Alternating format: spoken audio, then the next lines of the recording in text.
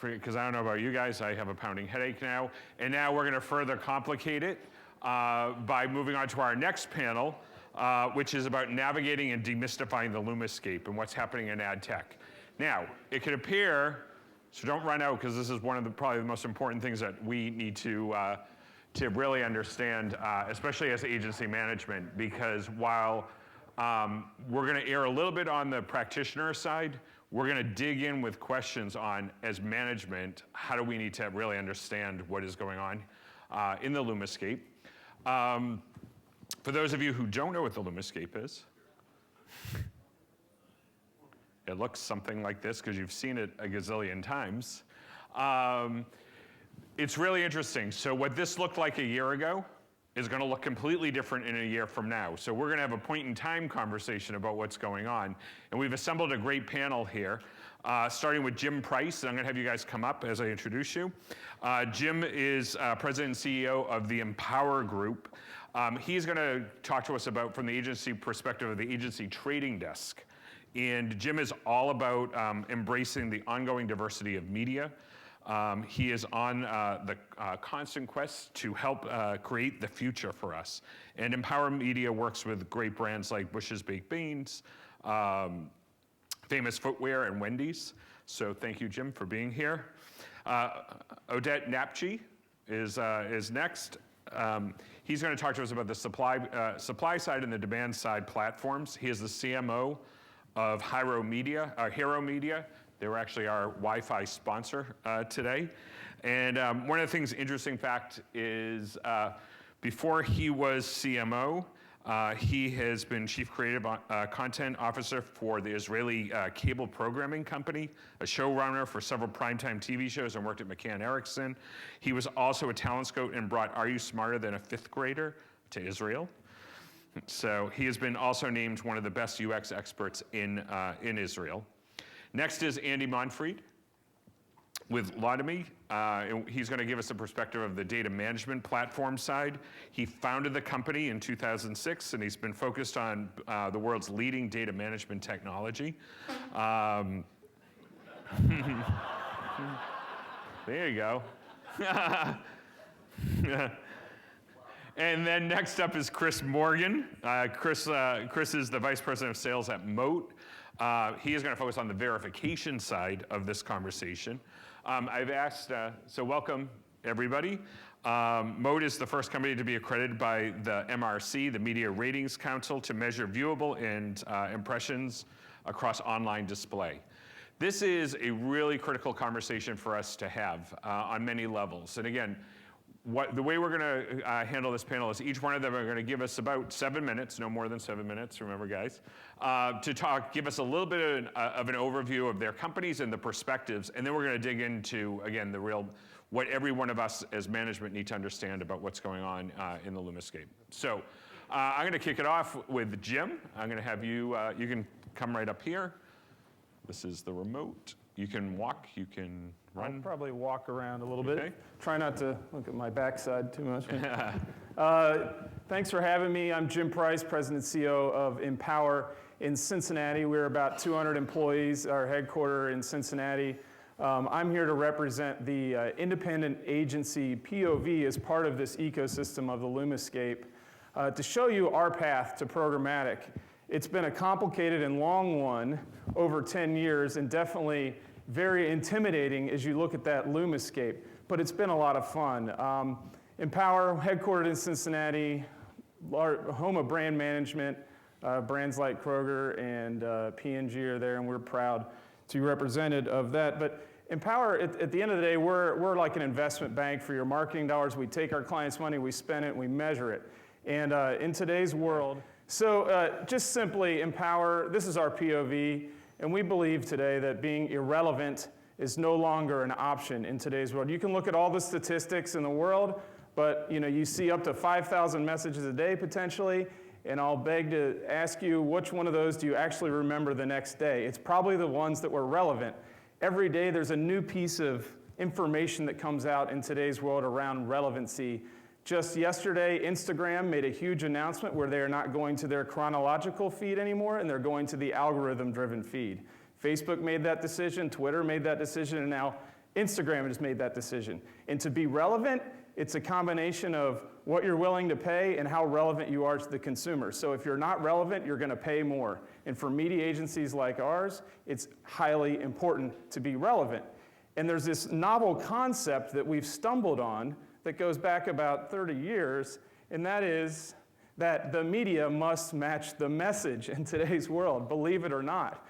Because the more often that you can get the media and the message working together in today's environment, the more relevant you can be in today's world. We call this at Empower the relevancy imperative, and it's out on our website, empowermm.com, if you want to read more about that POV.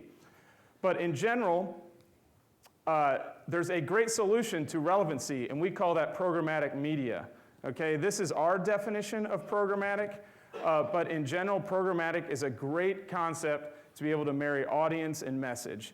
And it's something that we've been on this journey for 10 years, and I'm going to take you quickly through that to adhere to about my 5 minutes left.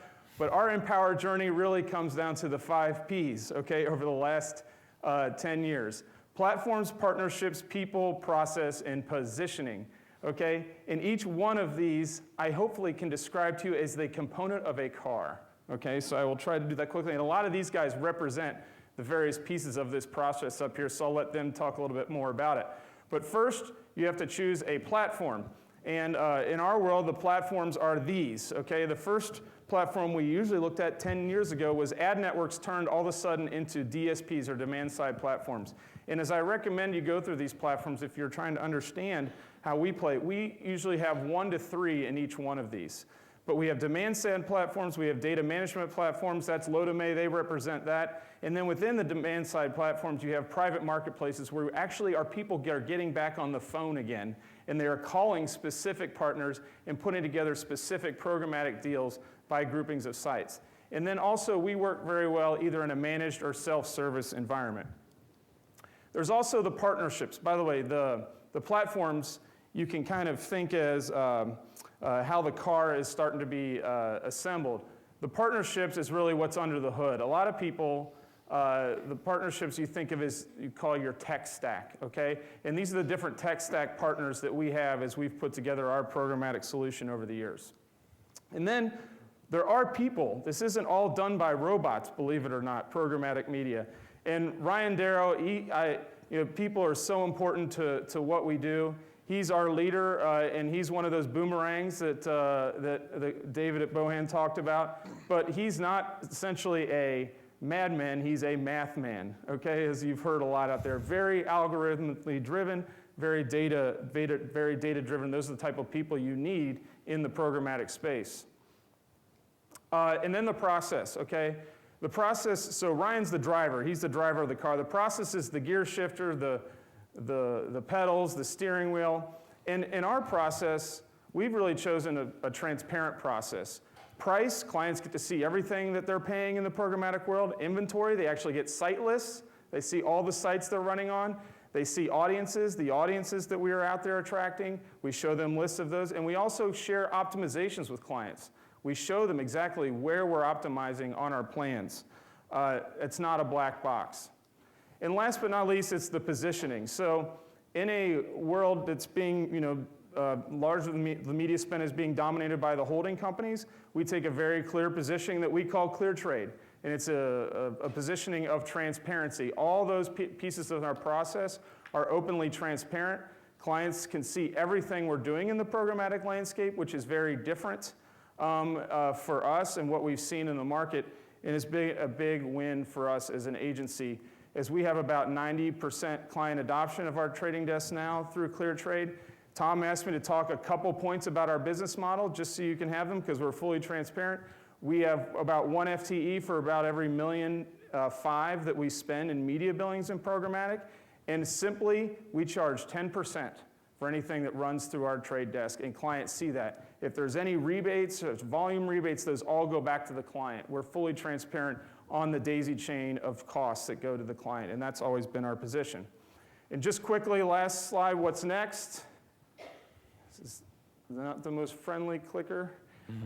Is we're now developing our own solution for TV. That's the next big programmatic frontier. There's $70 billion that are going to be unlocked here soon around programmatic television. And we've put a seven-figure investment in a company called Savvy that's allowing us to build that product for the next frontier.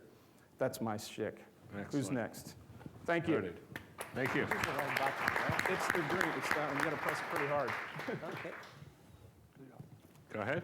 Okay, so good morning to everybody. My name is Oded Napchi. I'm from Hiro Media, and we are an online video ecosystem. Soon we'll explain what is it exactly.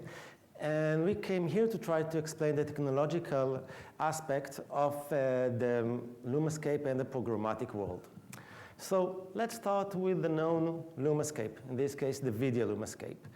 The first myth we want to demystify is the fact that the Lumascape is complex. We'll soon show you that it's relatively quite simple and not so chaotic.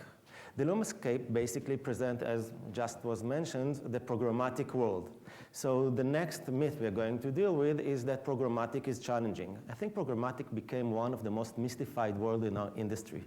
We will finish with 5 tips that we thought about in our company about how to manage this programmatic beast. So a lot to do in 7 minutes, and let's start doing it. So the first thing we're going to say is that online advertising, as presented in the Lumascape, is not that much of a jungle. And the reason for this is simple. If you will zoom into the Lumascape, we will see that most of the companies appearing with red frames. Red frames means that they enjoy the magic of M&A. Most of the companies simply were bought by other companies and now maybe enjoying their life in some kind of an island. So if we will go back to the Lumascape and we will try to connect all of the companies that were merged and bought together, we will see something like this. The bluish part, the blue color represent companies that were actually bought. So all of this very chaotic Lumascape is actually half chaotic at least. The part of the platform are merged. So for that reason, I think that this diagram made by IB in Spain may be presented in the right way. In the left side, you have the demand partners, the agencies like you. In the right side, you have the publishers. And in the middle, you have the programmatic black box, which is being converged and all of the silos are being merged together, which is wrapped by auditing, companies like Moat, and data company like Lotame. This is the platform perspective. Probably data companies will show it just the other way.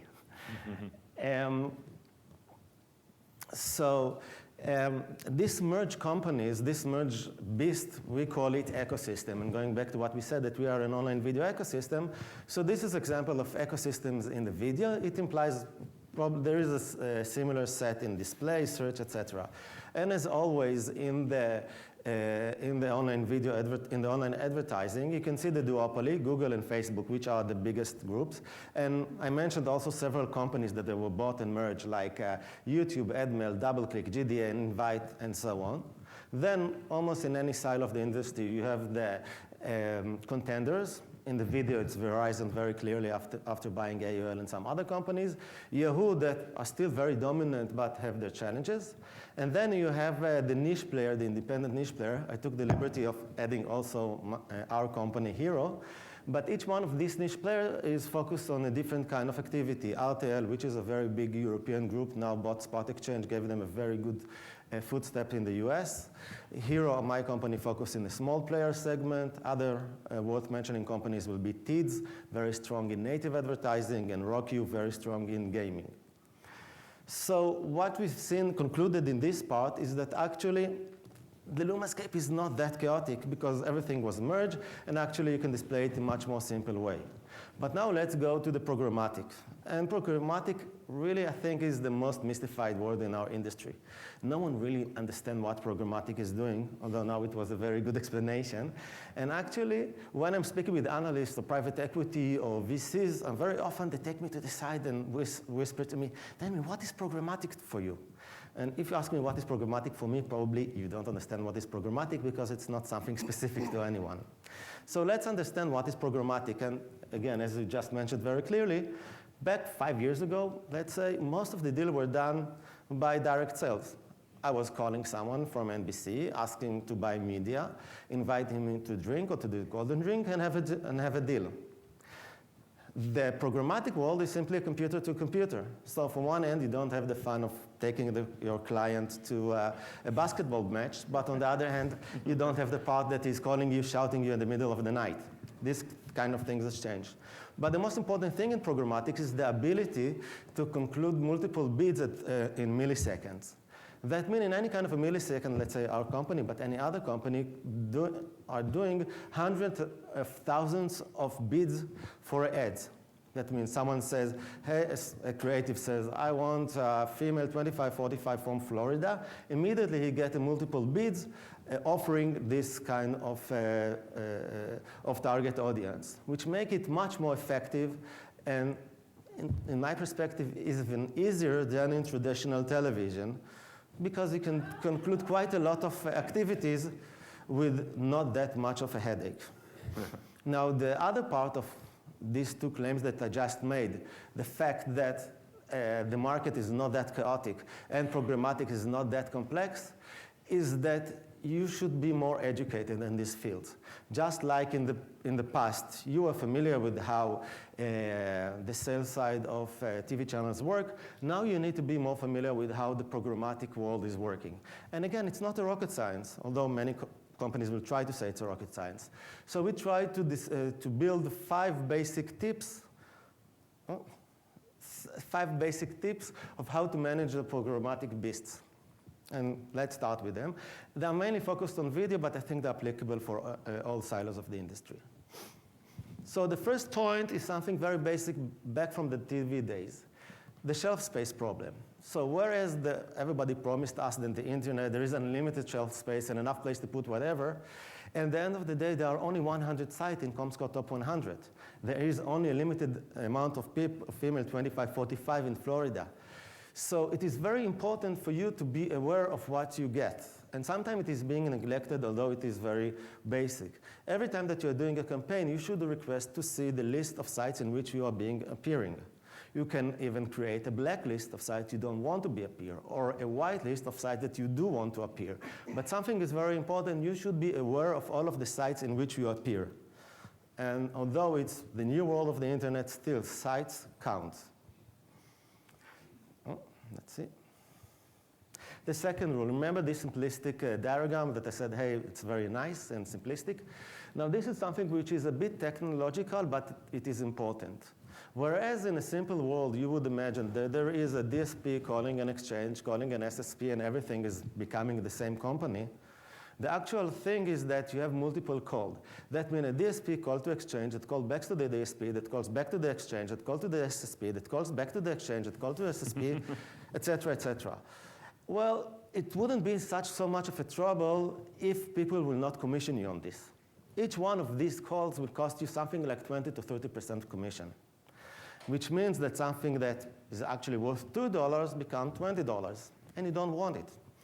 The way to avoid it, there are several ways. First, when you're speaking with your partner, make sure that he has what he promises you, that he will not need to start and bid for the things that you want. It could be either through private marketplace or relationship with site, etc. And also, most of the auditing companies can also tell you if you initiated too many calls. Another problem about the calls, by the way, and it was a big issue last month, is that when you have too many calls, the user's page will crash, and it will damage the user experience, something none of us want. The next rule, although it's again number 2, although it's number 3, beware of a bot fraud. Now this is a huge problem. Just this week we had 2 very major attacks on the industry, but luckily for all of us, it has a simple solution. Take a good auditing company. Moat is one of them. They are our partner, basically. But there are several good companies, and the way we see it, bots and fraud is like a chronic disease. You will not be able to eliminate it, but you can control it. And having 2-3% of fraud is something manageable, and if you have a good partner, it shouldn't be more than this. Just make sure your partner is known, reliable, and has an MRC certification, like Moat. Next point. Something, again, trivial, but being neglected. There is no silver bullet. I believe that generally in the world there are no silver bullets. Everything is about a mixture. So whereas now I explained that video is very good, earlier in the morning, we have this very good session by Stevie about social media and influencer marketing. And again, it's a very good tool. And just as we heard earlier, you are using 3 different DSPs, I think. So in any kind, you will need to have a mixture. You will need, even if in the video itself, you will need to have one supplier that is dealing with the premium inventory, another supplier that is dealing with the lower level of inventory. And again, it gets to the point that you need to be more knowledgeable about this market. Content is the king. Again, something which is almost trivial to say. Everybody says it, right? But you know, if you try to buy a video ad based on the content, you will find out that actually it's very hard. There are very limited number of companies that offer you to choose the content. And when they offer to choose the content, by the way, it doesn't cost you a premium. But according to Nielsen researchers, good and relevant content will increase your memorability and intention to buy and intention to recommend by 30%. So this is a very important factor that is being neglected. No one asks for specific content. And I urge you to ask for content that will be relevant for your ad. You don't need to do a big research. Just know what is your target audience. Make sure that the content is aligned to this target audience. And we'll finish with a few words about the future that we've been asked. So one thing that probably you understood by the things that I already said is that the market is converging. Everything is being converged. What we in our company see as the future is this convergence going forward. And whereas now we see SSP converging with exchanges, and soon probably and hopefully we'll see video and display converging, there is a lot of sense in converging of your entire marketing activity and your advertising activity. So all of the field of the marketing clouds that Adobe and Oracle and other companies are pushing, yes, it seems very logical that advertising will be part of it. And this is the 7 minutes. Yeah, great job. Thank you. Andy, you're up. Thank you. Hi, good morning. I'm Andy Monfried of Lotame, and it's an honor to be here. Lotame is a data management platform. How many people in the room are absolutely sick of the word data? Raise your hand. Yeah. Go ahead, you can raise your hand. I want to describe for you what it means, because all too often we forget. And the definition of data is anywhere a consumer touches your client's brand. Anywhere a consumer, it could be a brick and mortar, it could be a television program, could be an online video, could be search, could be email, could be a social channel. Why am I describing that to you? For the simple reason that brands are becoming crippled with the amount of people like me, the amount of companies they're seeing, and it's too much. Last week I was with a brand manager at a major CPG, and he started off the meeting by saying, there's too much data, we can't make sense of it. There's just too much, and it's all nonsense. The little sliver that's not nonsense, how do we uncover it? How do we uncover it? The unbelievable part of that discussion that I had was, in the last 2 quarters, we're a data management platform with over 200 brands that we manage all their first-party data, all those things I shared with you.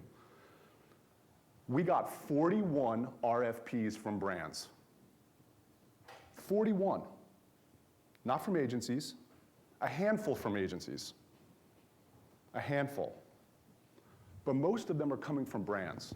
And one of the questions in the RFP is, do you work with agency X? And that's a wake-up call, and that's transformation. And it's transformational because my message today, and part of what a DMP can do, is, do you want to control your brand's data? Do you want to control your client's data? Because that's transformational. Being a channel is awesome. Coming up with strategy is great. Execution is great. But managing first-party data is what makes you sticky. It's what makes programmatic work. It's what makes the DSPs work better. It's what makes viewability actually sing. In the Lumascape that was up there, DMPs sit in the middle. And they've all been bought. And I've chosen to remain independent because I believe staying independent is the best way for clients and brands to get value. I don't want to be part of a food chain of a CRM company like Salesforce and Adobe or Oracle. I think the most important thing when it comes to your client's first-party data is portability. It should go anywhere, anytime. DMP is the central hub of that slide that you saw. So, excuse me, these are the things, I'm not going to belabor the points. You guys have seen slides before about first-party data, but these are the things that a DMP does. It collects, it organizes, it analyzes, it activates, and it optimizes. Those are the key attributes of the footprint of what a DMP does. Now, this is what brands are bringing us in with in every RFP. Every single brand that we speak to wants a unique ID. The question is, can agencies, do they have the talent, do they have the structure, do they have the resources to manage this? All of those data points are now flowing into our platform. We manage connected TVs across the country. That's IP data, web activity data, obviously consumers, campaign level, social activity, mobile, all of it creating a unique ID. And there's 5 key components of what our platform gives to brands. Who saw, who researched, who talked, who engaged, and who purchased. That's all they care about. And that's the circle. Again, it's saw, researched, talked, engaged, and purchased. And a platform captures all of that, independent of media.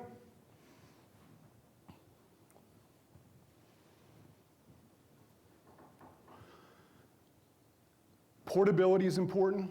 These are the things that brands are looking for to help win new business. The first one is consumer insights, obviously. You guys know that. And all the way down the line. But what does it do? What is everything I've said so far has been feature-driven. Everything I've said has been feature-driven. These are the benefits to having a DMP in an agency. Win business. Elevate brands. These are some of them. And our brands tell us, and some of the slides, of those of you that are going to be here for the next couple days, happy to share with you case studies of what the brands are saying. So, this is an agency in Connecticut that just won a very large piece of CPG business up against 9 other agencies. So, I'm stuck here. So these are the things you do. I'm not going to list them all out. Those are some of the things that agency folks do on a daily basis. And that is what's happening today. So imagine that. Every single one of those lines has data appended to it that you could be collecting. That's your client's first-party data. Every single one of those lines are spitting off exhaust, consumer exhaust. And it is imperative that agencies collect every single one of those through a platform. Right now, it sits in silos across the agency. With a DMP as a central hub, every single one of those is collected. Every single one of those data points comes into your platform, your version of the platform, your white label version of your client's platform, to collect, to build that unique ID for a 360-degree view of your consumer. Some agencies we work with have it siloed. We only want you in analytics. We only want you in our research group. We only want you in accounts. Where it works with agencies that we work with is when it's across the agency. In a parent-child relationship. Each individual brand is a child, and the agency as a whole is the parent. I know I'm running out of time here, so I'll be quick. We released a predictive modeling engine that makes everything I've said to you automated. So don't worry about your client's first-party data. You collect it, and our automated engine will tell you what is the best performing data. The who, not the bid optimization only, it takes that into account. Not just viewability, but the people behind it. Last year, everybody was talking about audience. Audience, audience, audience. My message to you is, audience was last year. This year, it's people. It's people targeting. And that pushes agencies into different uncomfortable areas. People level targeting, PII, CRM, managed by agencies, managed by you.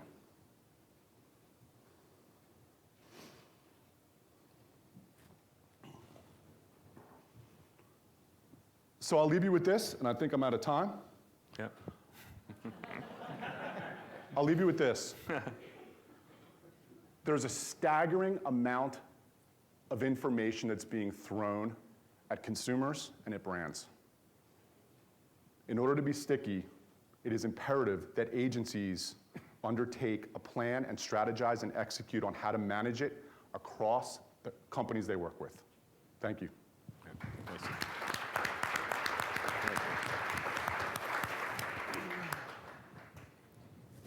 Thanks, Andy, and thank you to the 4A's for having me here today. I'm Chris Morgan, and I'm the VP of Sales at Moat. We are an ad intelligence and analytics business headquartered in New York City. And I was asked to chat for a few minutes about ad verification, so things like viewability, invalid traffic, or fraud. And from our perspective, this is tricky. From our perspective, these concepts, viewability, non-human traffic, all roll up to a much bigger vision that we have at Moat, which is how do we help to make brand advertising more effective online? And so the problem, as we see it, is about 2/3 of the global ad spend is spent on branding. But in digital, it's still only about 25%. And so if you think about that for a second, what that means is the consumers, all of us, we've migrated to digital at a faster pace than the brand advertising dollars have. And our belief is that because historically there's been no standard or consistent measure of success when it comes to brand advertising in digital. If we were to ask about a half a dozen different brand advertisers, how do you judge success? At best, we'd likely get a half a dozen different answers. And so because of that, and because of the lack of adequate signals, as an industry, over the last decade, we defaulted to the wrong signals. I probably don't need to sell or convince anyone that the click is the wrong signal for success when it comes to brand advertising. There's lots of reasons for that, but ultimately, the most important reason is nobody actually does it. Right? So for every 10,000 ad impressions that are served, about 3 are clicked on. In any other context, if we said we were going to use 3 in 10,000 as a measure of success, people would say we're crazy. They would laugh us out of the room. If you held an election and there were 10,000 possible respondents and 3 showed up, you'd likely throw out the results of that election. But for some reason in digital, that became success. If you had a campaign that had 6 in 10,000 impressions clicked on, people would be high-fiving each other, asking, where did that creative come from? In fact, Nielsen, one of our partners, has proven out that there's virtually no relationship between clicks and brand metrics or offline sales. But there's a really big opportunity here. It's a really, really big industry. According to Eric Schmidt, potentially a $200 billion industry. And a lot of those dollars currently sit with TV. Right? But TV is a very different medium, and it requires very different measurement. Right? So if you think about it, TV literally stops your content and it offers this immersive sight and sound experience. The point is, TV works. But the amount of time that consumers are spending with TV, by every measure out there, is declining. The good news for the folks in digital, the amount of time that consumers are spending in digital, is increasing. But despite that, here's what brand advertising looks like online. Imagine you're driving down the highway and there's a billboard and it's literally flipped around and facing the other way. But the questions that we've been asking as an industry are, what audience did you target? Or imagine you're watching your favorite TV show, and while that show was playing, 8 or 10 commercials all started to slot in on top of that show. I would argue that we wouldn't stand for it. I would also argue that TV wouldn't work as well as it does today. So ultimately, this all boils down to one really, really simple concept, which is attention. Brands are trying to capture the attention of the audience, and consumer attention is getting sliced up into smaller and smaller and smaller compartments. And so how do we measure human attention, and what is it? So it literally means noticing something, consideration with a view towards an action in the future. And so we start with concepts like viewability. Did somebody see it? But then we have to go beyond that to look at things like time and interactivity. So viewability, constant string of information in the press about viewability, I think it's probably the easiest of all of these signals that we collect. And the idea is, if I bought a billboard in Times Square and I walked into Times Square, someone should be able to point to it and say, there's the one you bought. Not that sometimes there's scaffolding in front of your billboard, not that sometimes it's behind the wicked billboard. We only put it up at 2 o'clock in the afternoon. They should be able to point to it, and I should be able to see it. And so how did we get here? About 5 years back, there was a joint industry initiative called Making Measurement Make Sense.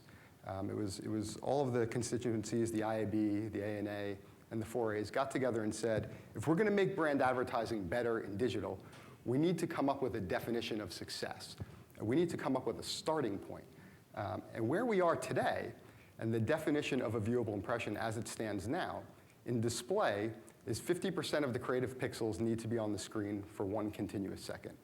In video, 50% of the player for 2 seconds, and the current positioning for mobile is the same as desktop display.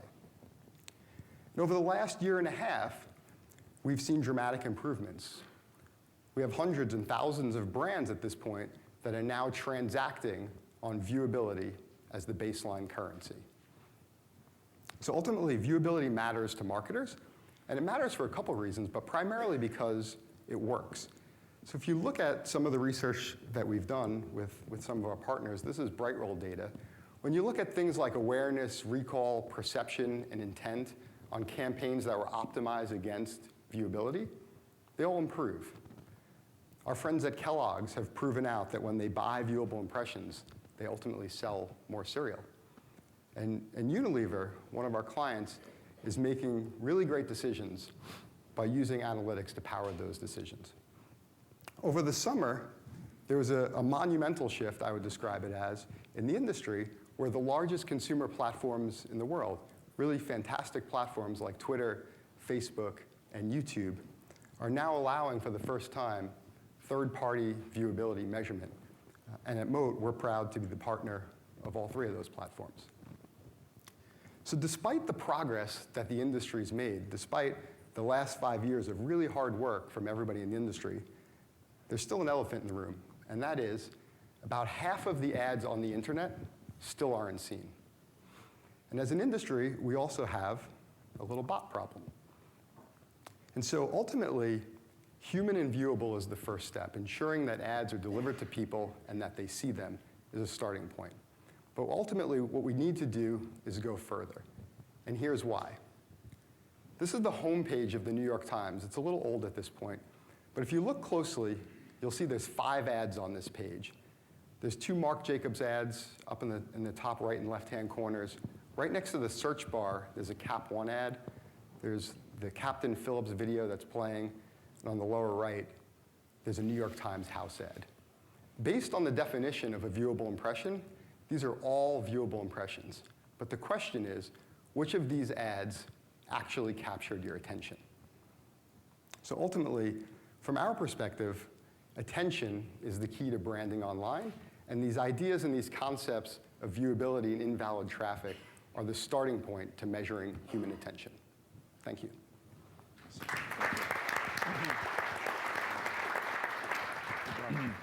So this was fantastic. You guys, I applaud you for staying within your time periods in this.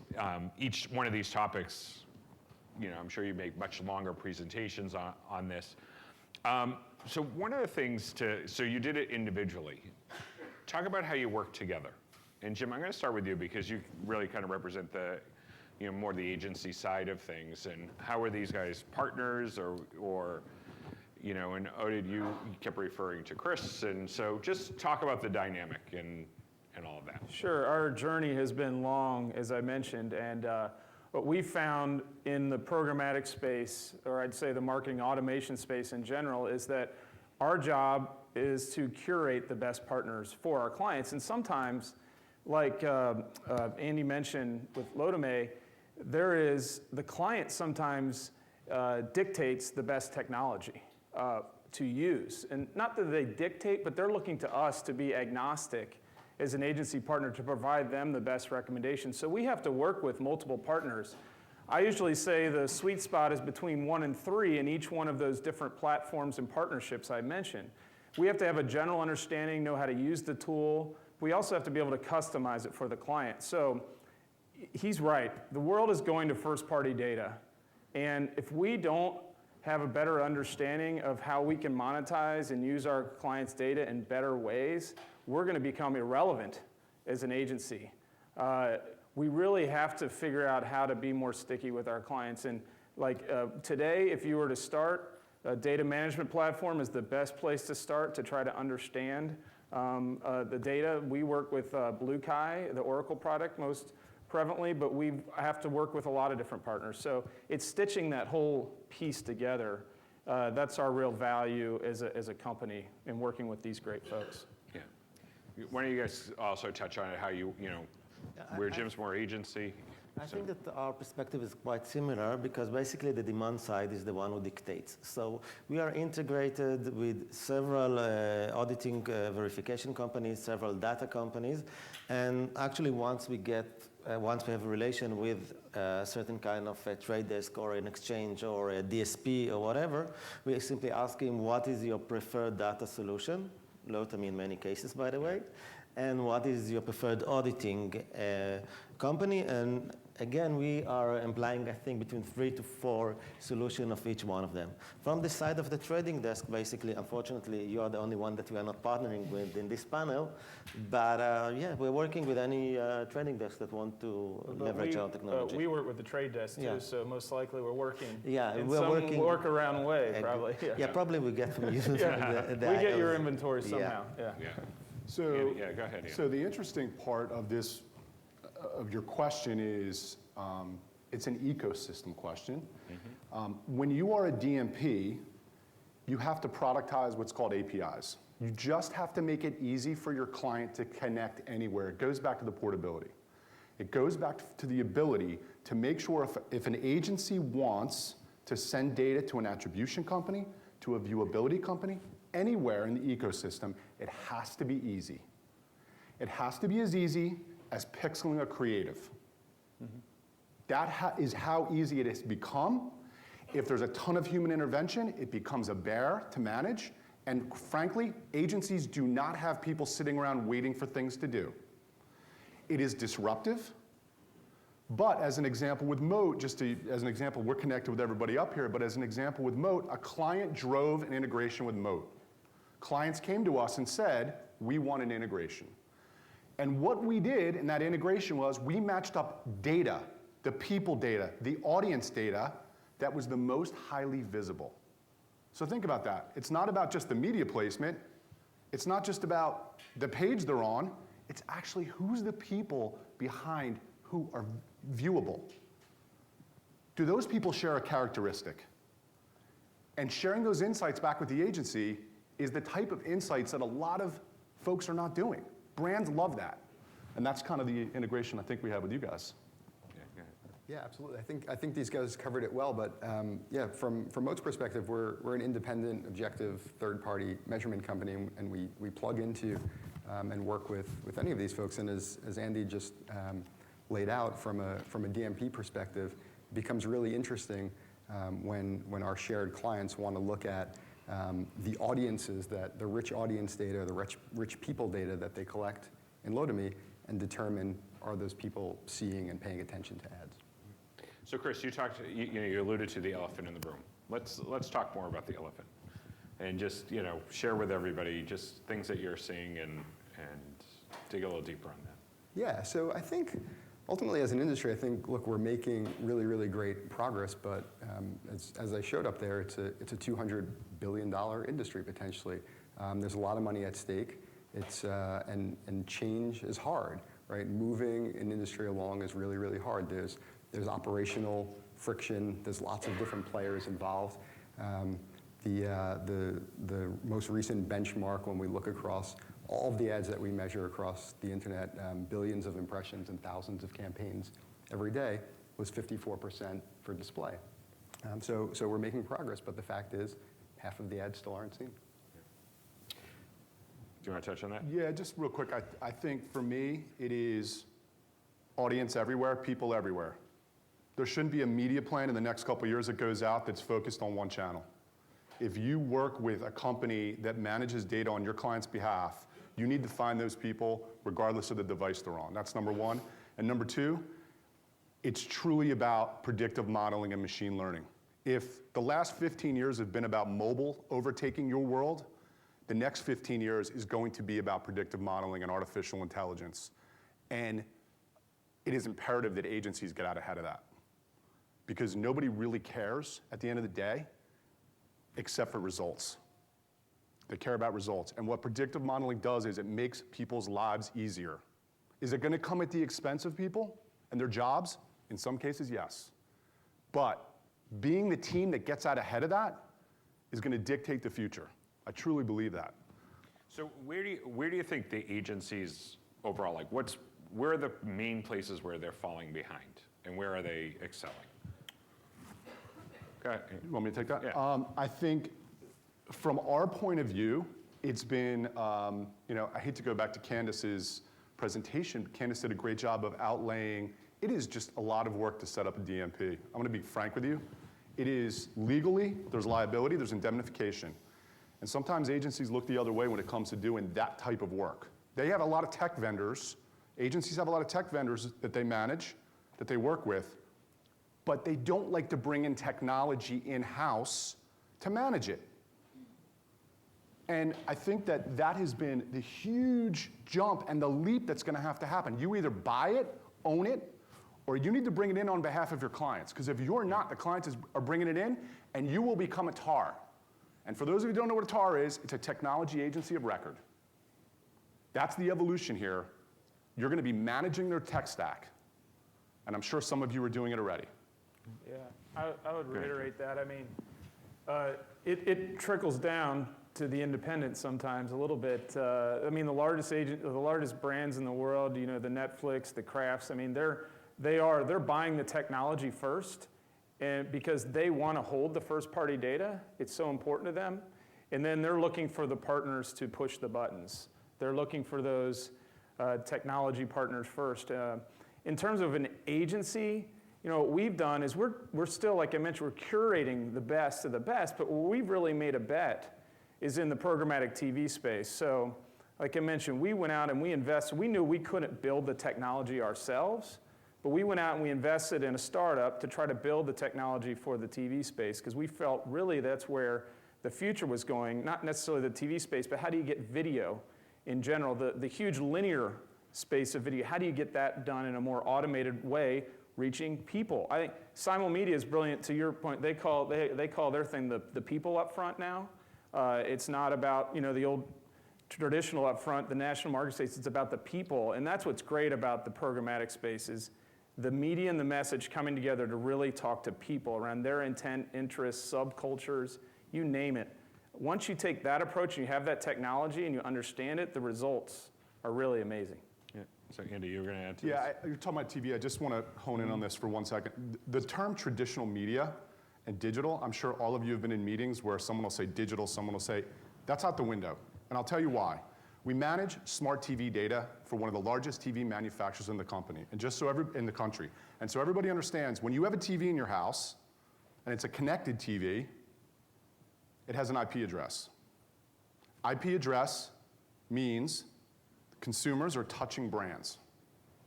So what does that mean?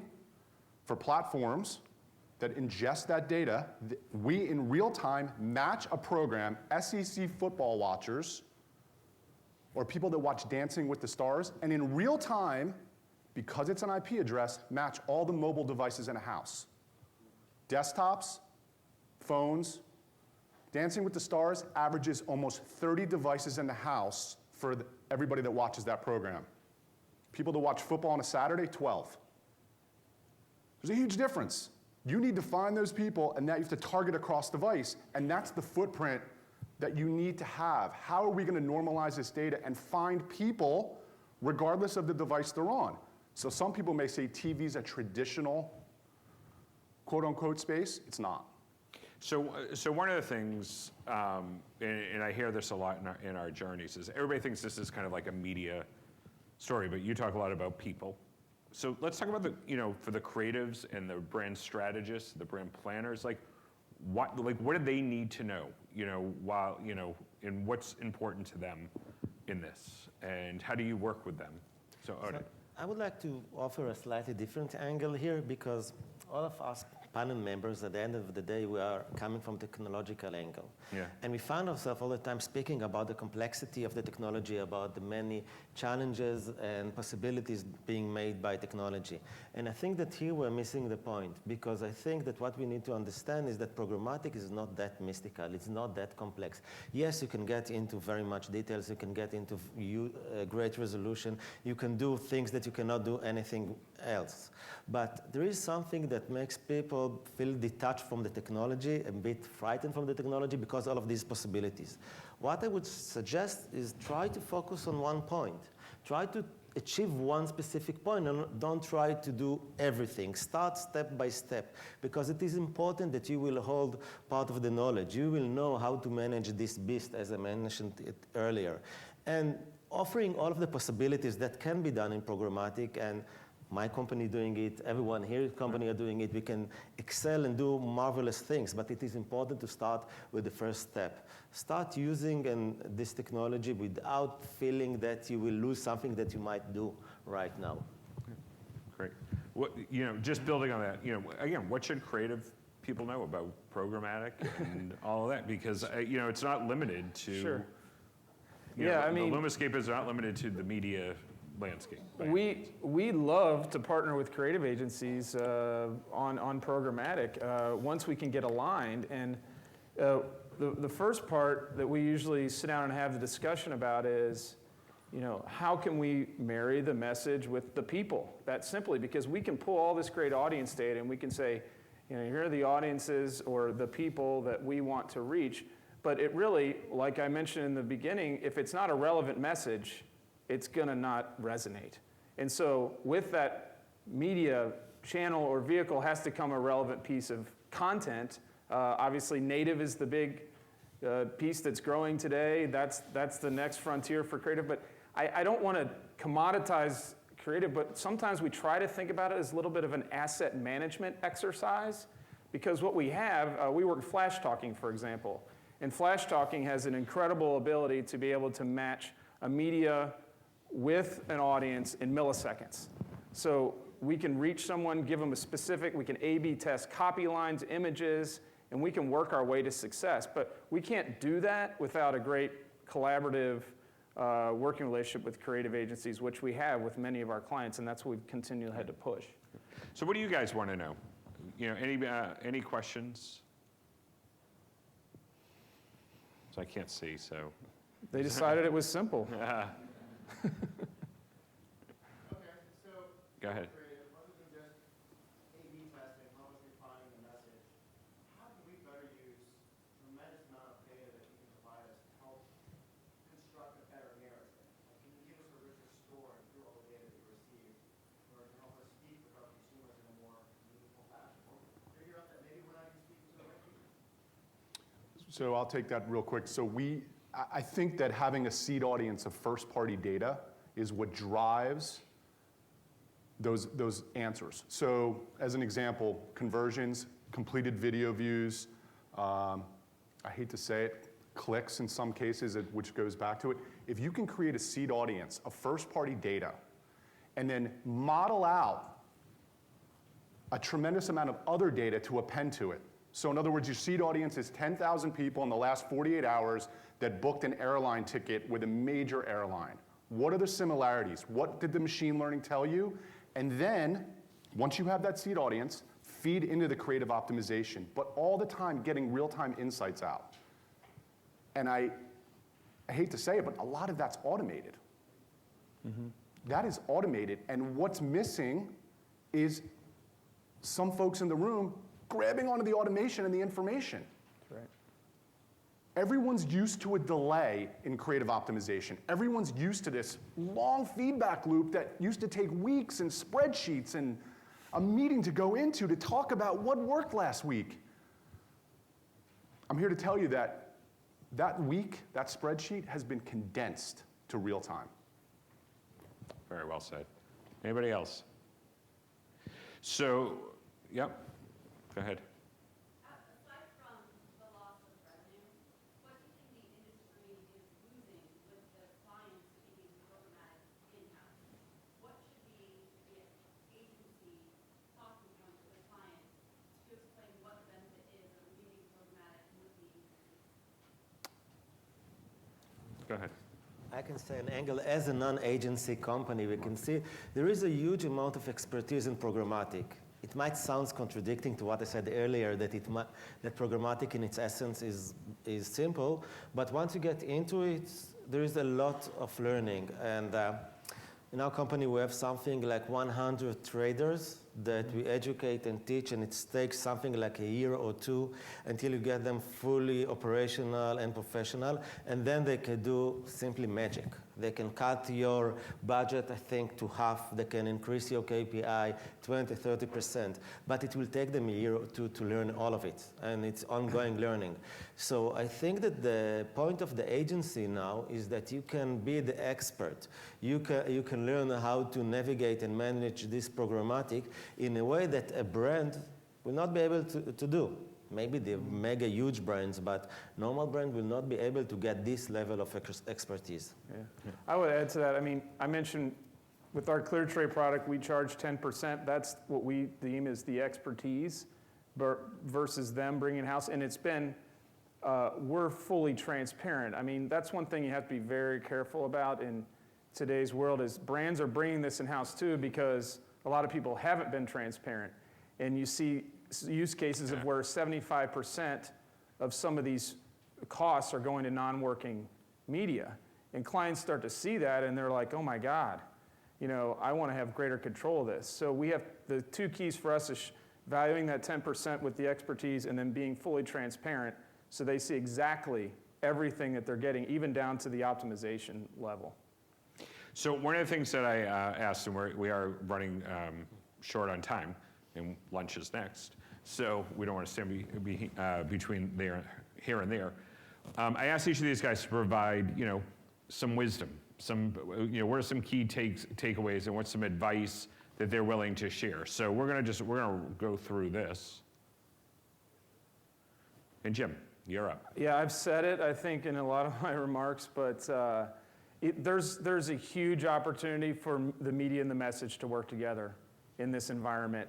To put people first and match the media with the message. That's all.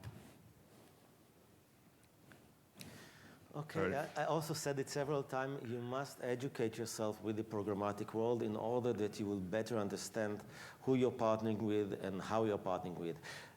The point of view saying, well, this is programmatic, it's scary, I want to outsource it to someone else, it simply will not work. You need to have this knowledge also in-house. And Andy, you're up next. I think I was pretty clear in what I said. I don't think I can emphasize enough that if you don't own your clients, if you don't help your clients manage their first-party data, it disconnects you from the brand big time. Yeah. And Chris? Yeah, sure. So I think at a really high level, the idea here is that attention is the key to branding. Human and viewable is a great starting point, but as an industry, we need to move beyond that and ultimately measure human attention. My piece of advice would be to measure, right? And find an independent, objective, third-party measurement company that's MRC accredited to measure and see how your campaigns are performing. So I'm curious, do you guys know if you're partnering with these guys? at all? How many of you are in some form? Okay. So they'll be around. This isn't like the sales push, but you know, we spent an hour. That hour went by really fast.